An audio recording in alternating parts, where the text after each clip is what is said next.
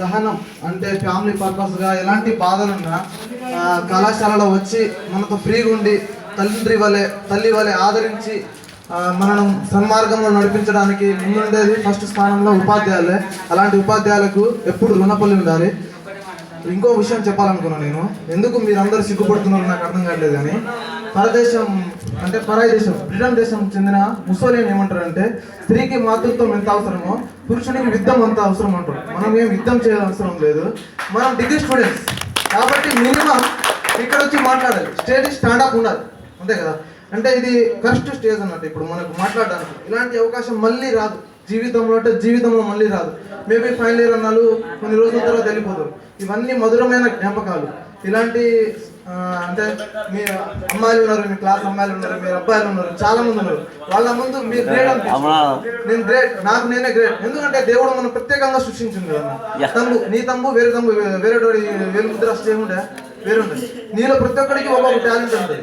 మొన్న ఒక నిన్న ఉపాధ్యాయులు ఎవరు అన్నారు, ఒక నిండు కుండ ఉన్నది, ఇంకో హోల్ కుండ ఉన్నది, దానివల్ల ఒక కుండకి వల్ల ఇంకో మొక్కలకు ఉపయోగం పడ్డదని. మన వల్ల సమాజానికి ఎంతో కొంత ఉపయోగం ఉంటుంది కదా, నిజమే కదా.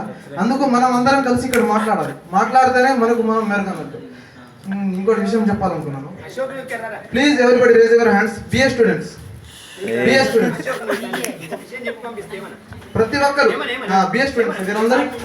నేను కూడా ఒక బిఏ స్టూడెంట్ అంటే ఎలా తెలుసా, మనం రాజ్యాంగం మన హిస్టరీ మనం తెలుసుకున్నప్పుడు రోమాలు నిక్కబడాలి.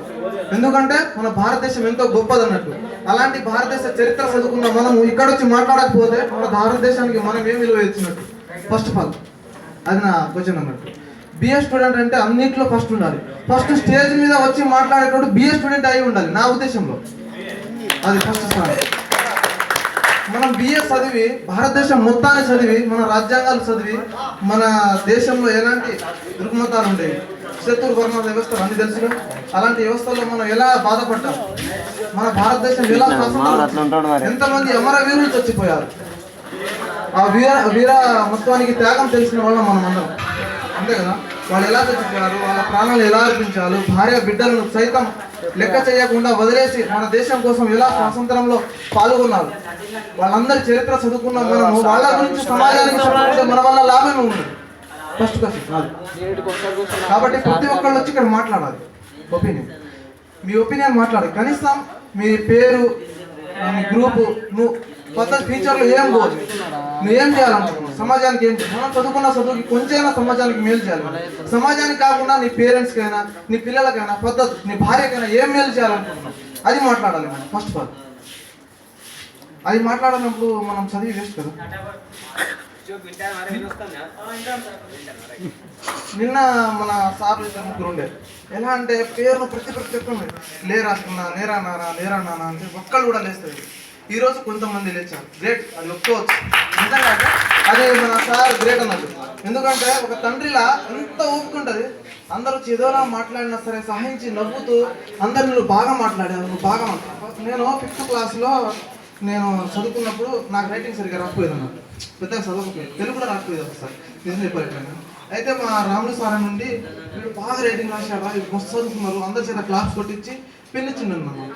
అప్పుడు నాలో ఒక కుతూహలం మొదలైంది అన్నట్టు. నేను కూడా మంచిగా రాయగలను, నేను కూడా చదవగలను అనే కుతూహలం మన సార్ చూపిస్తాను మీకు. మన డిగ్రీ స్టూడెంట్స్ ఉండి సమాజం కొరకు మాట్లాడకపోతే ఇజ్జత్ పోతుంది, అవునా కదా. మనము సమాజాన్ని ప్రశ్నించాలి. ఫర్ ఎగ్జాంపుల్ కేసీఆర్ ఉన్నాడు, ఆడేమైనా తప్పు పని చేస్తారు, వాళ్ళు ఏమైనా తప్పు పని చేస్తే వాళ్ళని ప్రశ్నించే అధికారం మనకు ఉన్నది. ఇప్పుడే నువ్వు స్టేజ్ మీద మాట్లాడేది వీళ్ళనే ప్రశ్నించలేకపోతున్నావు, దేశ నాయకులను ఏం ప్రశ్నిస్తున్నావు? మన దేశానికి మన వల్ల మెరుగేం జరిగింది కదా.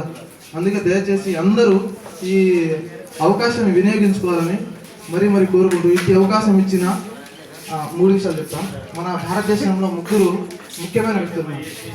ఫస్ట్ దేశ సైనికుడు, ఎందుకంటే అతను హాయిగా ఉంటాడు, అతను పోరాడుతూ ఉంటాడు కాబట్టి మనం ఇంత హాయిగా ఉంటున్నాం. 2వ వ్యక్తి రైతు కష్టపడుతున్నాడు కాబట్టి మనం తింటున్నాం. 3వ వ్యక్తి ఉపాధ్యాయుడు తన వృత్తి తను కరెక్ట్ చేసుకుంటున్నాడు కాబట్టి సమాజంలో కొంత మార్పు వస్తున్నాడు అంటూ, అంటే చెడుకు పోకుండా మంచి వ్యక్తిగా మారాలి.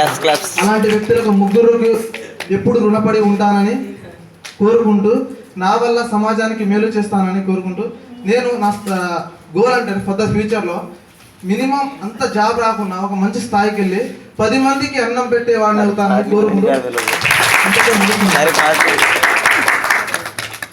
ఎక్సలెంట్.